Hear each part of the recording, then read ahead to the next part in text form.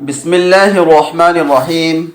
عن معاوية رضي الله تعالى عنه قال قال رسول الله صلى الله عليه وسلم إنما أنا مبلغ والله يهدي وإنما أنا قاسم والله يعطي.